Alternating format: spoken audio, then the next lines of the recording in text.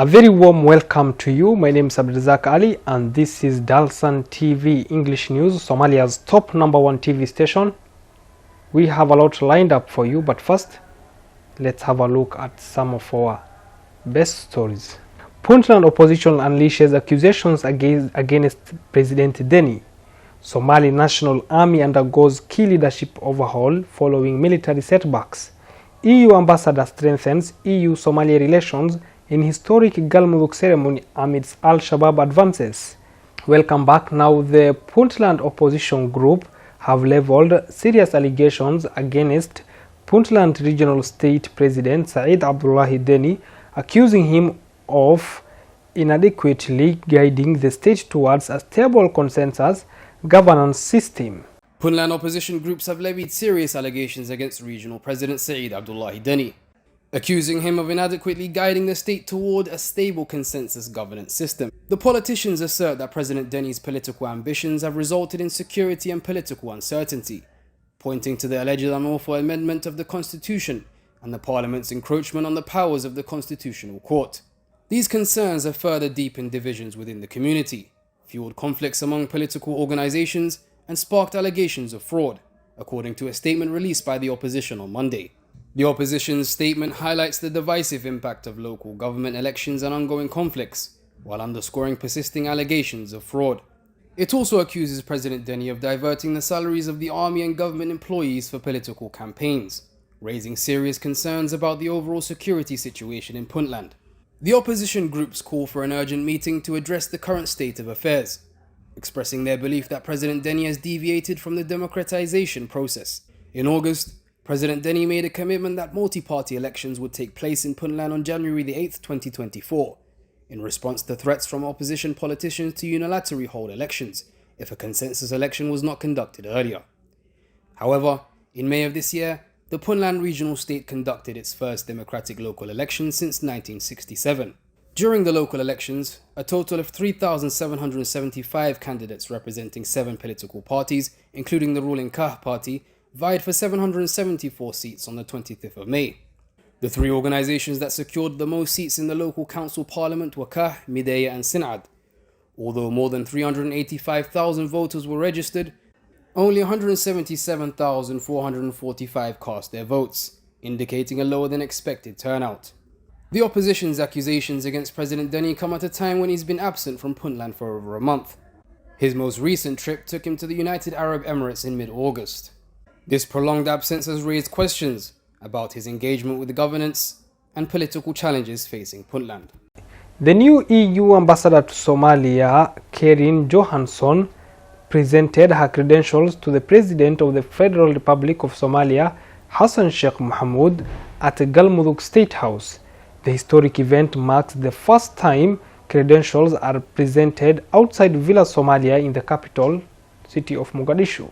The EU ambassador, Karin Johansson, presented her credential to the President of Somalia, Hassan Sheikh Mohamud, at Galmudug State. The historic event marks the first time credentials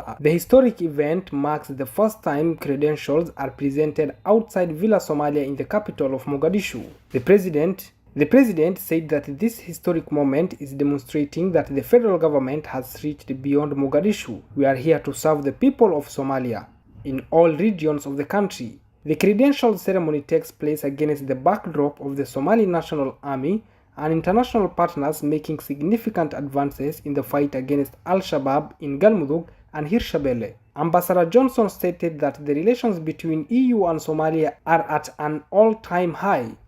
Now, in the wake of recent military setbacks, President Hassan Sheikh Mohamud has taken decisive action by implementing changes to the leadership structure of the Somali National Army. In the wake of recent military setbacks, President Hassan Sheikh Mohamud has taken decisive action by implementing changes to the leadership structure of Somali National Army. This mini reshuffle introduces new faces into crucial positions while resigning others, aiming to strengthen the Somali National Army's command structure and overcome the challenges faced in recent operations against Al-Shabaab in Galmudug and Hirshabelle. Brigadier General Madi Nourey Sheikh's appointment as the Deputy Army Commander stands as a move in the reinforcing of the Somali National Army's command hierarchy. With extensive experience and a proven track record, Brigadier General Sheikh brings a wealth of strategic insight and operational expertise to this vital role. Another change within the Somali National Army leadership landscape is the promotion of Dayah Abdi Abdullah to the rank of colonel. He succeeds Brigadier General Ahmed Adan Ali, whose term was unexpectedly brief, having assumed the role just 3 months ago in June. The timing of this reshuffle comes as the Somali National Army seeks to recalibrate and fortify its efforts following recent changes in Galmudug and Hirshabelle states. The offensive against Al-Shabaab in these regions encountered difficulties, necessitating a revolution of the Somali National Army's strategies and leadership structure. Meanwhile, the European Union has temporarily halted the funding for the World Food Programme WFP in Somalia. The European Union has temporarily halted its funding for the World Food Programme in Somalia following a United Nations investigation that uncovered rampant theft and misuse of aid intended to alleviate famine, according to a report by Reuters. The European Commission provided over $7 million in aid to the World Food Programme operations in Somalia last year, a fraction of more than $1 billion in donation it received as indicated by the United Nations data. While it remains uncertain if other European Union states will also suspend their aid, Balz Ujvari, a spokesman for the European Commission, stated that EU has not received any official notification from its United Nations partners regarding the financial impact on the European Union-funded projects. Ujvari emphasized that EU maintains a zero-tolerance approach to fraud, corruption, and misconduct and will continue to monitor the situation closely. According to Reuters, the World Food Programme, which has not responded to requests for comment, faces the suspension of aid after the United Nations investigation revealed that landowners, local authorities, security forces, and humanitarian workers were all involved in diverting aid meant for vulnerable individuals. An anonymous senior European Union official disclosed that the aid will be reinstated once the World Food Programme met additional conditions, including vetting of partners on the ground in Somalia.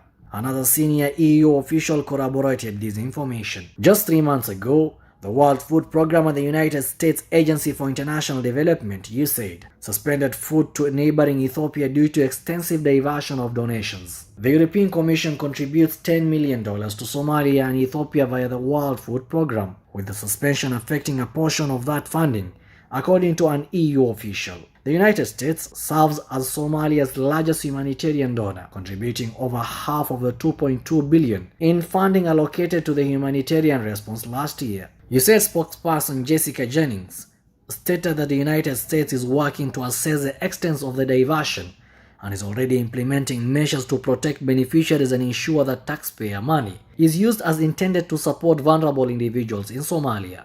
Efforts to combat corruption have led to many humanitarian agencies to transition to cash-based transfers, which were considered less susceptible to corruption. However, the United Nations report reveals that even cash-based systems can be exploited. The report identifies various perpetrators, with powerful individuals from dominant local clans, known as gatekeepers, holding significant influence over access to campsites and food beneficiary lists to coerce payments from the internally displaced persons. Security forces also contribute to aid diversion by intimidating and arresting those who refuse to pay, while some humanitarian workers collude with gatekeepers to embezzle funds. Although famine is currently averted, the report cautions that insufficient humanitarian funding could jeopardize a fragile process made. Global aid budgets are under strain, with only 36% of the $2.6 billion needed for Somalia's humanitarian response this year being funded thus far. Now that story of the World Food Programme brings us to the end of this bulletin. Thank you so much for tuning in to Somalia's top #1 TV station. My name is Abdulrazak Ali. Have a lovely evening.